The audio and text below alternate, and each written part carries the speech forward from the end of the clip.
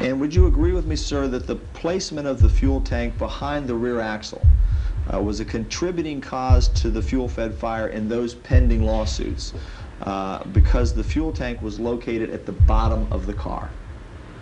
Objection. Vague and ambiguous. Objection. I don't think it matters whether it was behind the axle or not. If a fuel tank is the lowest part of the car, you're subject to some road hazard damage. Okay.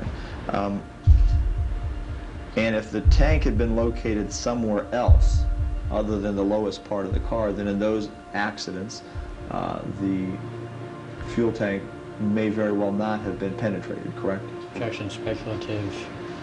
Objection to the form. I mean, those were your conclusions. Well, I would say that's correct, yes. Okay. We knew that we had put in a good case. We knew we had exposed some really devastating secrets. But on the day of the verdict, I was scared. I think the courtroom was tense. Everyone was scared. We were scared that the jury hadn't heard us. On the last day of a trial, when we do closing arguments and the case goes to the jury, you never know which way it's going to go.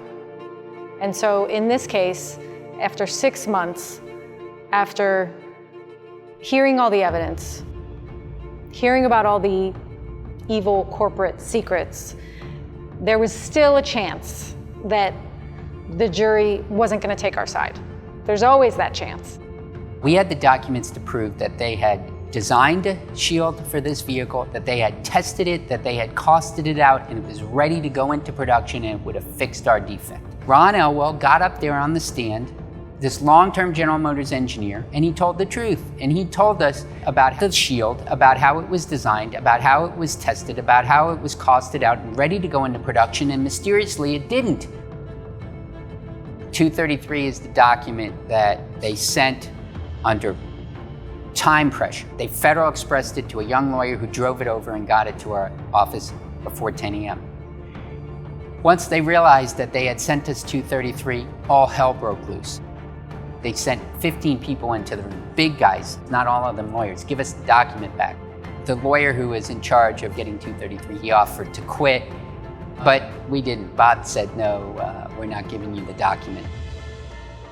I'm sad to say, one of the worst days of my life, the judge ordered us to give it back. And in that order, he prohibited us from ever mentioning the contents of document 233 or even using the word 233. I'm technically in violation of the court order every time I say 233. Important. Watching Bob Kelley, my partner, cross-examine GM witnesses, it was indescribable. People would just watch and marvel how good he was. GM hired a statistician, and statisticians for car companies always come in and say, well, this car is the safest one on the road. My partner, Bob Kelley, decided to end his cross-examination with, what was the little boy's name who died in this fire? He got paid $140,000 to do all these statistics in a case about the wrongful death of this little boy. What's his name? She said, the McGee boy. And Bob said, that's not his name. You don't know his name, do you? She said, no. He's just a statistic to you, isn't he? That's just so powerful to me because that's exactly what he was, just a cost. We were able to prove our case, prove that the IV report was used with alternative means, with other documents. They found General Motors at fault. So they understood all of the evidence that we had presented. They found General Motors guilty. The verdict is read by the clerk in Florida, and the clerk, she'd read many, many guilty verdicts, but this verdict she cracked, her voice cracked, and she read those numbers. It was a $60 million verdict, and the jury wanted to make sure it was enough. If instead of $3 or $4 million verdicts for everyone that burned alive, it was 60 million, it doesn't pay to kill people.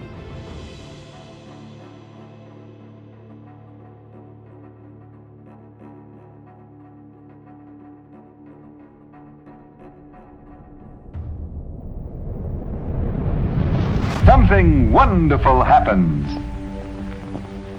when you change to Philip Morris. You'll feel better. Did you say I'll feel better smoking, Philip Morris? Yes, you'll feel better.